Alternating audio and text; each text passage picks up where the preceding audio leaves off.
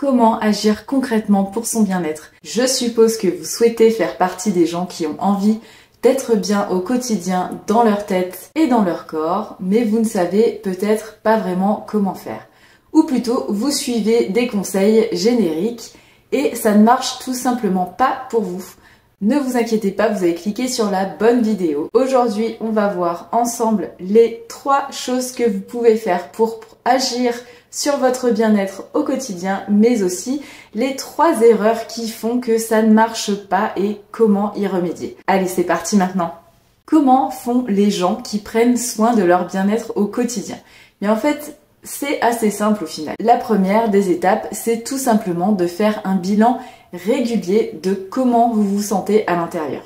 Alors oui, ça peut paraître hyper cliché et peut-être que vous n'avez pas envie de vous prendre la tête avec ça régulièrement. Sauf qu'en fait, évaluer comment on se sent de manière régulière, c'est hyper important pour tout simplement noter ce qui ne va pas et ce qui va bien dans notre vie pour réussir à faire moins de ce qui nous pèse et plus de ce qui nous fait plaisir. Pendant mon burn-out, c'est quelque chose que j'avais complètement laissé de côté parce que j'étais tellement obnubilée par mon travail, par le sens du travail, etc., que j'avais laissé mon bien-être totalement de côté.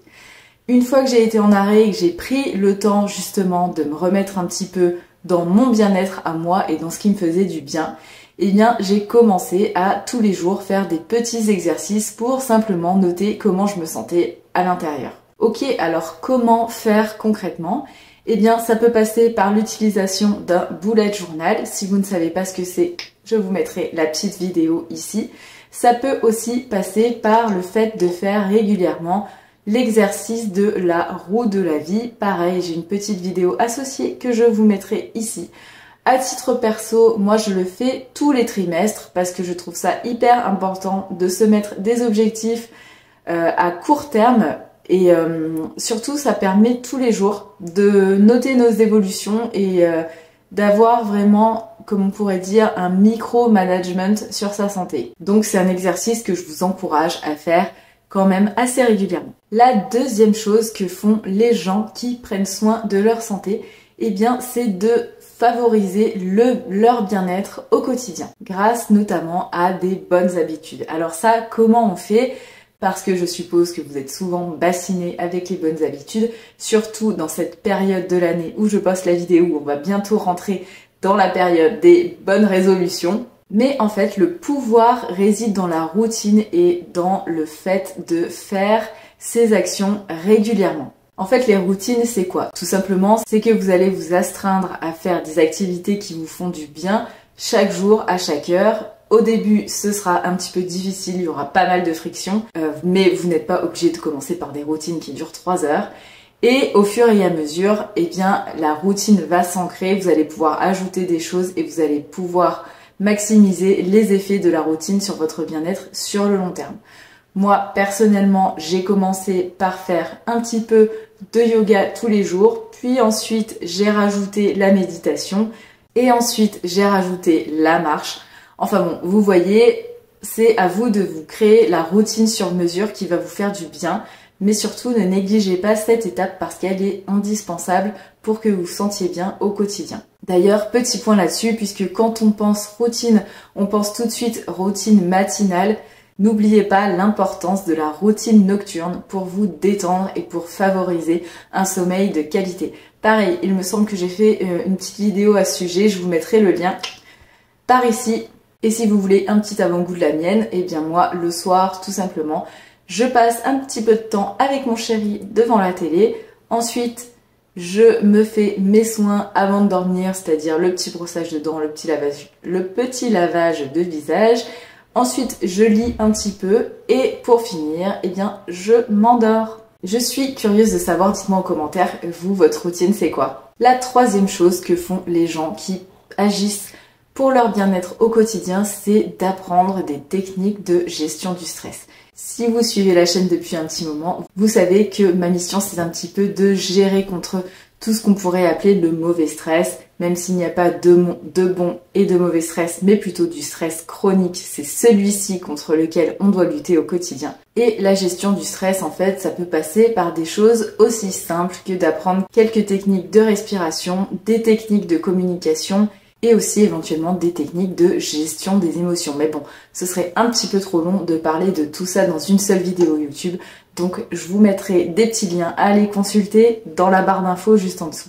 Je vous partage juste une petite technique ici qui va vite et qui est facile, vous pouvez la faire n'importe où, n'importe comment. Dès que vous vous sentez un petit peu submergé par le stress, vous pouvez faire la respiration carrée, la classique. Comment ça se présente? Vous allez inspirer pendant 4 secondes par le nez, retenir votre respiration à poumon plein pendant 4 secondes, expirez toujours par le nez en rentrant le ventre vers la colonne vertébrale pendant 4 secondes, et pour finir, vous retenez votre respiration avec les poumons vides à 4 secondes.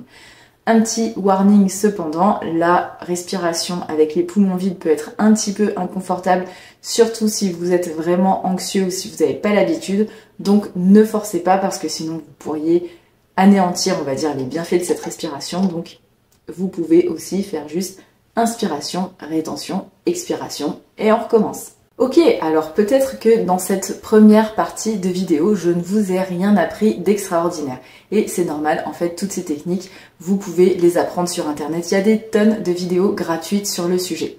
Alors, pourquoi ça ne fonctionne pas quand vous le faites et pourquoi vous ne ressentez aucun effet sur votre bien-être au long terme? Tout simplement, c'est parce que votre action individuelle a des limites. Parfois, on a beau tout savoir, ou on croit tout savoir en tout cas, avoir compris la chose et au final, quand on agit seul, eh bien c'est insuffisant parce que souvent nous avons une vision un petit peu, on va dire pas vraiment objective de nous-mêmes parce que on ne voit pas, on voit souvent qu'une seule face de la pièce et pas les deux. Et puis parfois les problèmes que l'on ressent peuvent être beaucoup plus étendus que simplement une gestion du stress. Je vous prends mon exemple avec le burn-out.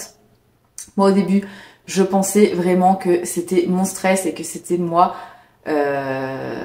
qui n'arrivais pas à bien le gérer. Alors j'ai fait plein de techniques, toutes ces techniques-là, je les ai suivies. Avec le recul, je me suis rendu compte que j'avais beau utiliser toutes les techniques de gestion du stress, j'avais pas encore réussi à mettre le doigt sur le problème qui faisait que mon bien-être se détériorait au fil du temps. La deuxième erreur à laquelle vous pouvez vous heurter, c'est que vous n'avez pas conscience de vos limites, ce qu'on appelle les croyances limitantes. Et ça, pour en prendre conscience, c'est très difficile tout seul. Et oui, parce que on en revient au point précédent en fait. Malgré toutes vos bonnes intentions et tous les exercices que vous faites, vous n'avez tout simplement peut-être pas le recul nécessaire et la vision, on va dire, la vision étendue nécessaire pour vous rendre compte de toutes les choses qui vous bloquent intérieurement.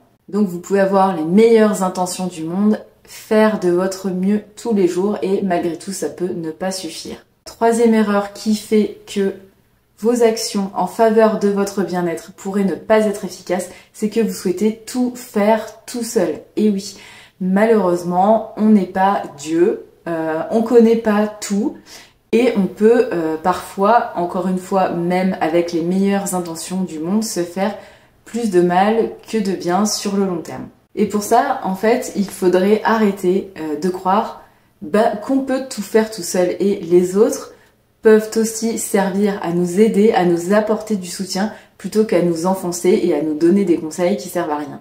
Mais pour ça, attention, il faut s'adresser aux bonnes personnes. Oui, parce que votre bon copain ou votre bonne copine, ok, c'est sûr, elle va vous offrir une oreille attentive, mais au final, est-ce que elle ou lui aussi va avoir la bonne dose de recul et de connaissance pour vous aider efficacement? Ça, je ne sais pas, mais en tout cas, c'est à vous de juger. Donc si vous vous sentez bloqué à un moment donné, eh bien je ne sais pas, peut-être qu'il est temps de songer à demander de l'aide à l'extérieur du cercle que vous connaissez déjà. Si vous vous retrouvez piégé dans cette situation et que vous ne savez plus comment faire pour prendre soin de votre santé mentale et physique, enfin surtout mentale, si vous voulez, je vous propose de prendre rendez-vous avec moi. Pendant cet entretien, je pourrai vous apporter un peu plus de clarté sur ce qui bloque chez vous et si éventuellement je suis la bonne personne pour vous aider, eh bien je vous expliquerai comment on peut avancer ensemble. Voilà, on arrive à la fin de cette vidéo. J'espère qu'elle vous aura appris des choses. Si vous l'avez aimé, n'oubliez pas comme d'habitude de rajouter le petit pouce bleu. Vous pouvez aussi vous abonner pour ne rater aucune nouvelle vidéo.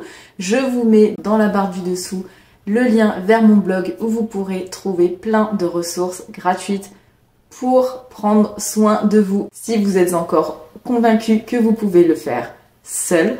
En attendant, je vous souhaite une bonne journée et je vous dis à très vite. Ciao!